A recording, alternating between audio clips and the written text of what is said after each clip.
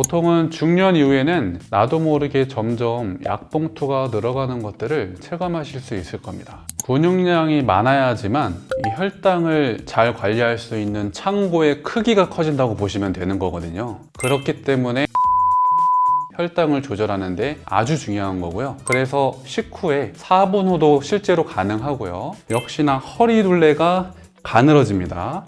혈당을 조절을 잘 할 수 있는 쉽고 간단한 운동을 소개해 드리겠습니다.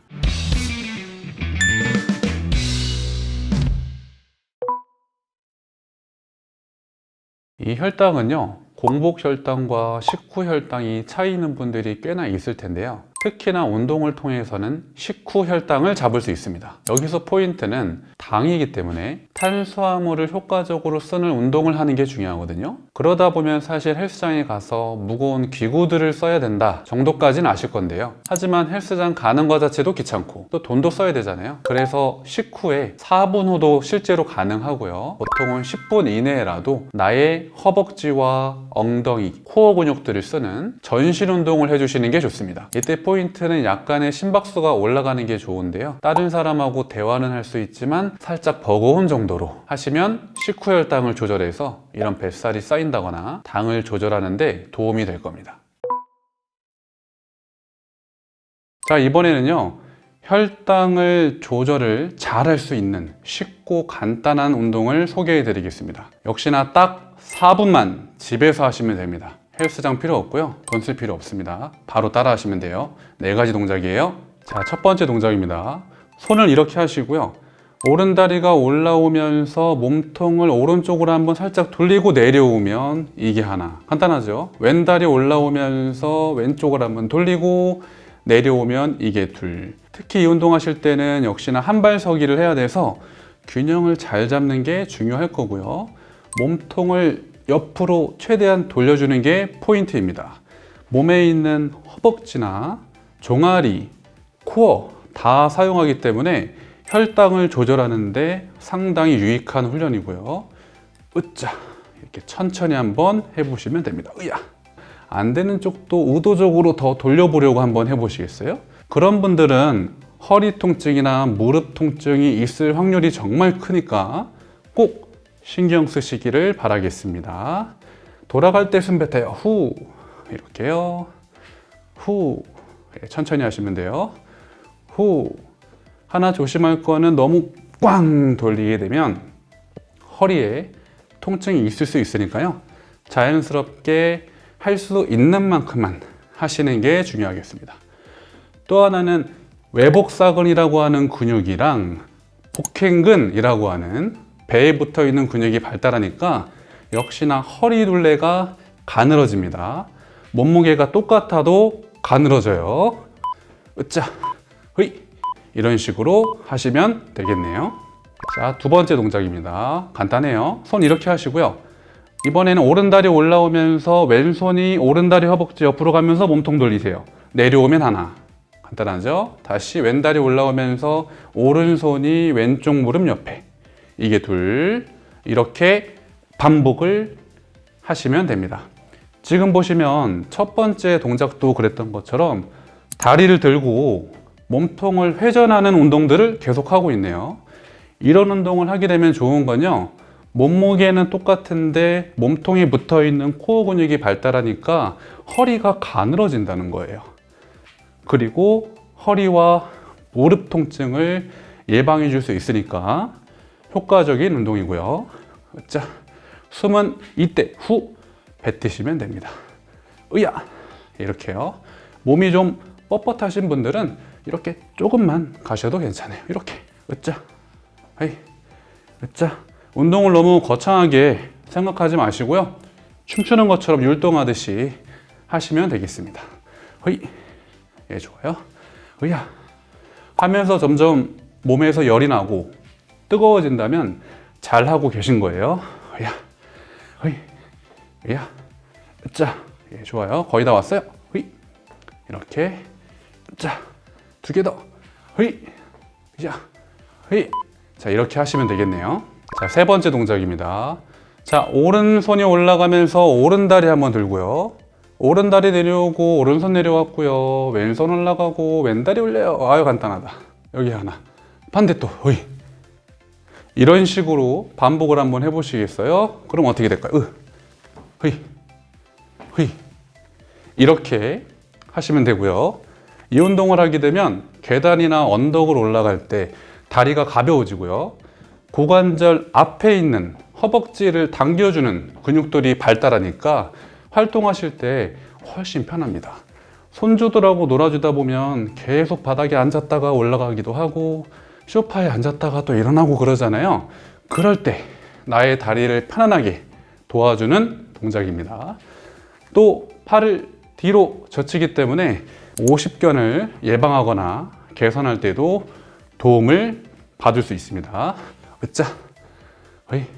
다리를 높게 들수록 효과가 좋기는 하고요. 어이. 어이. 허리 협착증이 있는 분들은 다리를 너무 높게 들지 마세요.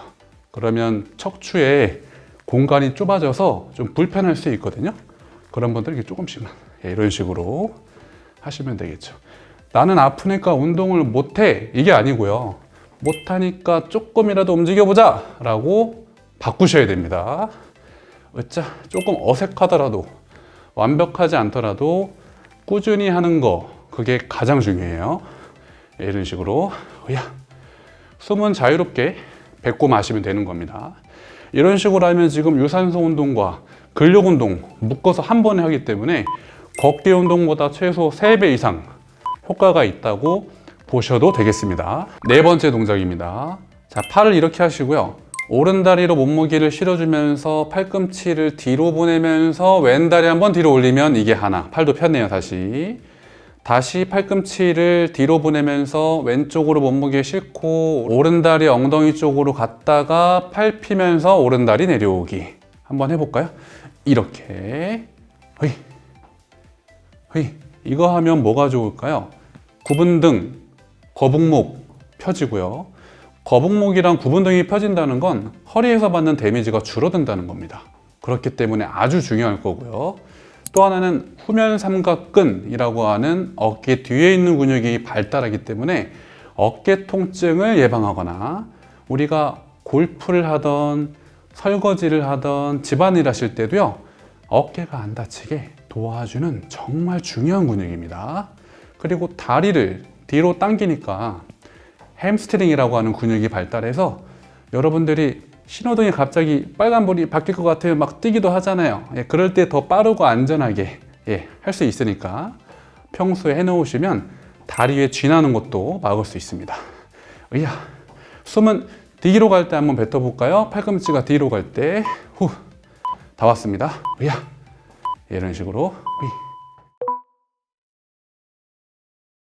상체 운동과 하체 운동이 있다면 당연히 하체 근육을 쓰는 게 중요한데요. 예를 들어서 발바닥이 다 지면이 닿아 있는 오리지널 스쿼트 같은 걸 하는 것보다 균형이 잡기 어려운 상태에서 하는 운동들이 효과적입니다. 우리가 움직일 때는요, 근육을 쓰고요, 뼈를 쓰고요, 마지막 신경을 씁니다. 이 균형을 잡는 과정에서는 신경들이 발달하거든요. 그렇기 때문에 낙상도 예방할 수 있을 뿐더러 추가적인 칼로리도 쓰게 되고 신체 기능적인 부분들이 좋아지기 때문에 이런 니즈에 맞다면 도움이 많이 되실 겁니다. 종아리 근육을 같이 사용하는 운동을 하시는 게 좋습니다. 아이러니하게도 우리가 일반적으로 하는 이런 근력 운동들은 종아리를 쓰면서 다른 근육을 같이 쓰기가 어렵거든요. 실제로 종아리는 제2의 심장이라고 많이 들어보셨을 건데요. 심장에서부터 멀리 떨어져 있는 부분이기 때문에 이 종아리 근육이 약하면 혈액들이 또는 산소가 원활하게 공급이 안 돼요. 그러면 다리도 저리고 허리도 아프고 무릎도 아플 수 있거든요. 그래서 종아리도 쓰면서 하는 근력 운동을 하시는 게 좋고요. 사실 뛰기만 하면 종아리를 쓰기는 하는데 중년 이후에는 무릎의 부담이 상당히 큽니다. 이럴 때 우리가 해소할 수 있는 방법 중 하나는 슬로우 조깅이라고 하는 것들도 방법이 될 수 있어요.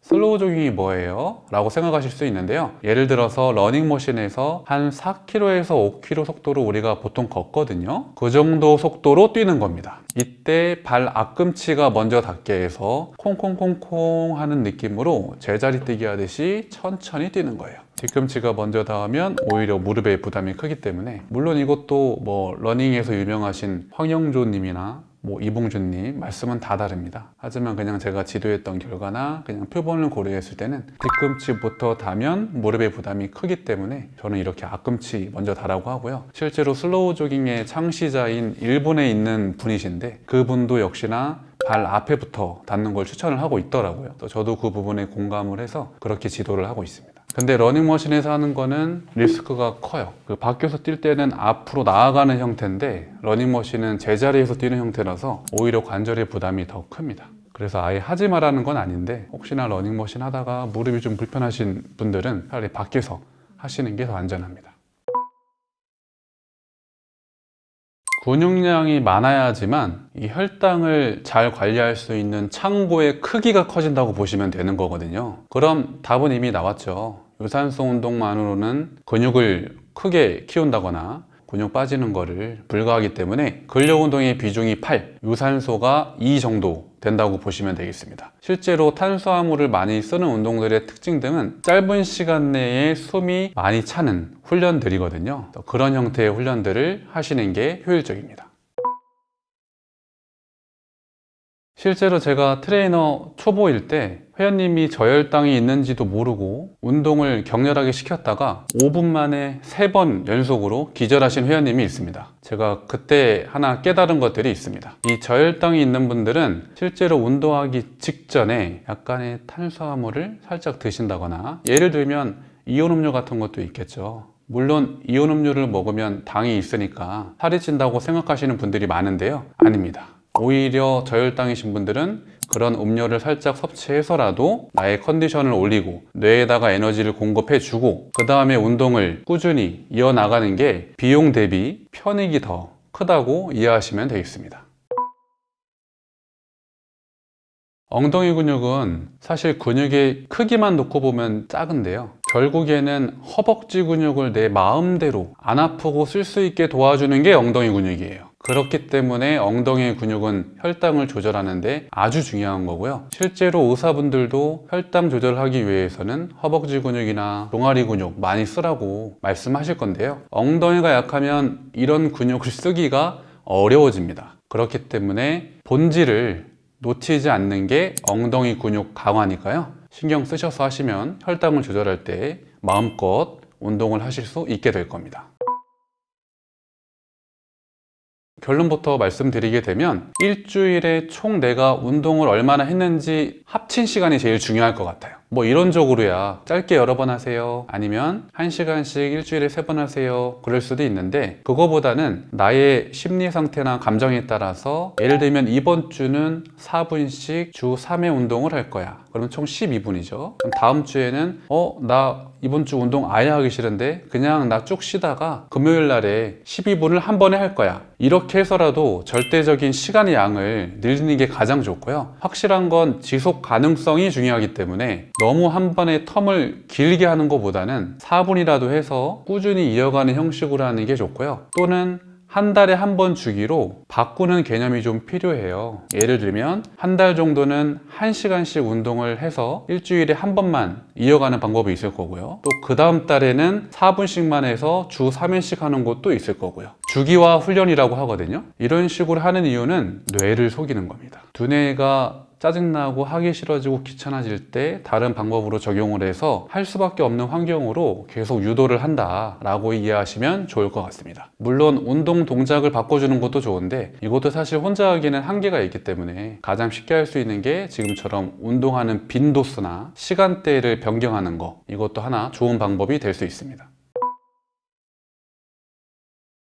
보통은 중년 이후에는 나도 모르게 점점 약봉투가 늘어가는 것들을 체감하실 수 있을 겁니다. 그렇기 때문에 대부분의 중년분들은 저녁을 드신 다음에 1시간 정도에서 1시간 반 정도 있다가 운동을 하시는 게 대부분에게는 맞을 거예요. 이렇게 했을 때 수면의 질도 올라가고요, 컨디션도 좋은 상태에서 잠자리에 들 수가 있고요. 그럼에도 불구하고 난 저녁에 하는 게 너무 싫어 하시는 분들은 기상 직후에 하는 게 좋지만 바로 하진 마시고요, 한 30분 정도 있다가 운동하시는 것을 추천을 드립니다. 그리고 하다가 조금 지루할 때는 아까 말씀드린 대로 시간대를 또 바꿔가면서 하시는 게 효율적으로 할 수가 있을 겁니다. 지금 귀찮고 또는 피곤하다고 미루시게 되면 내가 소중하게 어렵게 모았던 노후 자금을 병원비로 다 날릴 수 있습니다. 이런 것들을 항상 인식하신 상태에서 운동도 나의 노후 자산을 지키는 행위이기도 하고 사랑하는 가족들과 오랫동안 내 손으로 밥을 먹을 수 있는 아주 중요하고 부동산 주식과 다르게 변동성이 없는 확실한 투자이기 때문에 하루에 4분이라도 일주일에 한 번이라도 꾸준히 운동하셔라 라고 드렸던 이 메시지를 기억하셨으면 좋겠습니다. 너무 많은 정보에서 혼란스러워하지 마시고요. 이럴 때일수록 가장 심플하게 내가 할 수 있는 거 일단 하면서 고민을 하시길 바랍니다. 제가 유튜브 운영하면서 가장 안타까운 것 중 하나가 너무 정보가 많으니까 사람들이 이미 지쳐 있어요. 그리고 과장되게 유튜브 영상을 만드는 경우가 많다 보니까 사람들이 다 사기꾼 아니야? 저거 거짓말 같아 라고 하는 의구심이 너무 커져서 누가 진짜 운동 전문가인지를 알아보지 못하고 있습니다. 실제로 요즘에 생활체육 지도자가 없는 사람들, 트레이너들 많이 논란이 되고 있는데요. 실제로 그냥 내가 운동을 좀 잘해서 몸매가 조금 좋아서 운동 유튜버가 되는 사람들이 많거든요. 근데 속상하게도 사람들은 조회수가 높고 구독자가 많고 말을 잘하고 몸매가 좋으면 운동을 잘 가르친다고 생각합니다. 그러지 마시고요. 이제는 생활체육 지도자 자격증이 있는 트레이너한테 배우시고요. 그거는 기본이고요. 실제로 현장에서 몇 명의 고객을 얼마나 잘 가르치고 성과 냈는가 이런 것까지 고려하셔서 신뢰된 전문가한테 운동을 제대로 배우셨으면 좋겠습니다.